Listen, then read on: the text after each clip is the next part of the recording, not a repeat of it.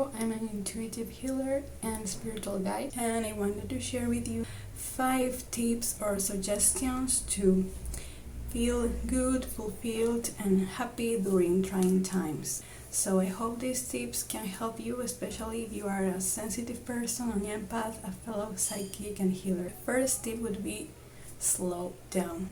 Our culture is so used to run, so used to be focused, fast, active, determined, male, achieving, earning, deserving. Now I feel it's a return of the feminine, of the nurturing and kind and peaceful, of embracing and accepting everyone as it is. So a way to counteract the collective anxieties and stress is coming back to your center, to your point of power, your inner self and inner worlds. And this can be like meditation, breathing, watching a movie, listening to some uplifting music, or daydreaming, and maybe doing nothing. Feel your body in the present moment, feel connected to yourself and this new way of living.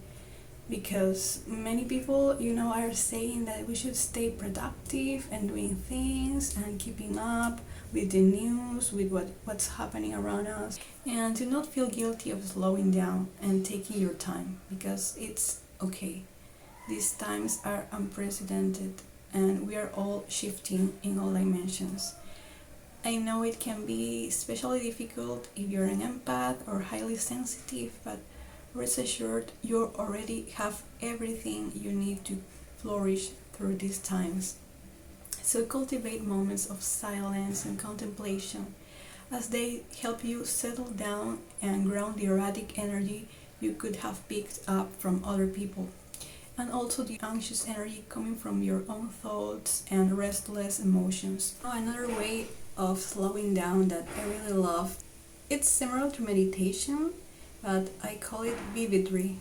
It's from the Michael Teachings award. I really love vividry, which is basically feel your body, feel your aliveness in the present moment. Each of your senses, feel it expand, feel it more aware of what is surrounding you. Noticing the colors, noticing the light, the textures. If you are sitting, noticing the weight of your body in the chair, in your sofa. Those little things, it brings you a lot of clarity, and maybe if you practice it constantly, you can feel the world around you like in full HD. If you had a new pair of glasses on and you just feel boom, a splash of new colors and radiance, and it feels so wonderful. That presence, that vividry helps hold consciousness for other people. If you're watching this, I know that you're an old soul, you have been many lifetimes here, and you have so much wisdom and so much love to share with other people. And if you're feeling a bit down, a bit sad, or navigating human emotions, I invite you to really bring some presence to your day, to your activities, to everything you do. Be there, and let the thoughts pass away like clouds in the sky, but be there, be present, and that helps raise vibration and raise consciousness. And yes, I love that. And my second tip would be creativity. We are creative beings by nature. We bring forth change, and we self-actualize ourselves by transforming the world around us. And you are also energy, and energy needs to change, flow, and transform. So keeping yourself creative really alleviates all the stress, anxiety, boredom, uncertainty. Following your little impulses to do something new, to try and move your body, do some yoga, try a new recipe. You can, for example, exercise your mind and read some nourishing content, or learn a skill you've always wanted to learn. You can always try and exercise your emotions. And this takes us to the next tip, that is reconnect. This pandemic has brought to the surface all the disconnection existing within ourselves.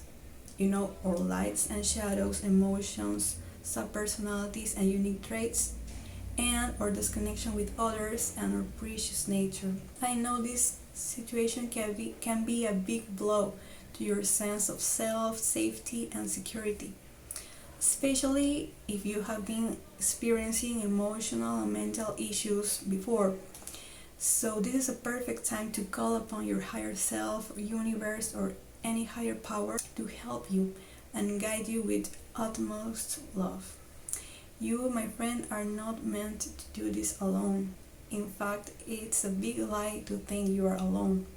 You have such a great circle of support, maybe not physically, but astrally. You have plenty of guides and spiritual beings waiting for you to call them.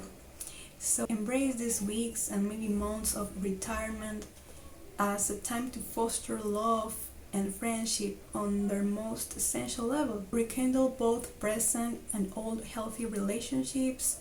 Reach out to those people that care for you. Maybe if you're an introvert like me, you have found that most of your greatest friendships have been online, and you have found them through the internet, forums, I don't know. So reach out to those friends. Those are precious people to you. Make time to tune into yourself every day and bring some love and presence to your little tasks and activities. And this is part of reconnecting. This is part of self-love. This is integrating the many facets of your personality. And last but not least, I invite you to bring some awareness to your relationship with the planet or fellow sentient animals, plants, and nature, and see where you can bring more life and more care. Another great tip is gratitude, and that's helping me a lot. You know, gratitude is such a wonderfully powerful force. It brings us to the present moment and to the awareness of what is. And that attracts more of anything that we focus on. Gratitude fills us with joy. Personally, I love it. And sometimes we take for granted the food we eat every day, the place we live in, the electricity, Wi-Fi, when in fact these things are building blocks of our life in the physical plane. So be thankful for who you are at this very moment. Maybe the clean air, the birds, nature finding its balance. I think of that every day. And it humbles me a lot, because I realize I have already everything I need to survive and be happy. And that gratitude creates ripples across all the people around you, across humanity or earth, so it's never lost. And that beautiful energy is basically love. You're sending out love to the universe and saying, yes, I want more of this. I want more of good in my life. I want more health, more nourishment, more joy. My last tip would be trust. And you know, sometimes we can control things and sometimes we can't. I feel it's like a dance of surrender and trust. Trust that things always move towards betterment, balance, and completion. Through history, as humanity, we have overcame and transcended every single event, no matter how critical and tragic it has been. We always rise again and again and again. We are so resilient as a species. I invite you to trust the flow of life, the perfection of nature and your own soul, and trust that you carry within you the wisdom and resourcefulness from many generations, from many people finding relief in their togetherness, from lifetimes of joy, sorrows, challenges, victories, and love and oneness. So you have all that within you. Trust the power of love and creativity. Trust that, and these things will guide your next action and choices. So thank you so much for watching. This is so therapeutic to me too, and sharing this content is my passion in life. I'd love to hear your own thoughts on this, so feel free to drop me a comment below, like this video, and subscribe and share it with someone you love, and see you later.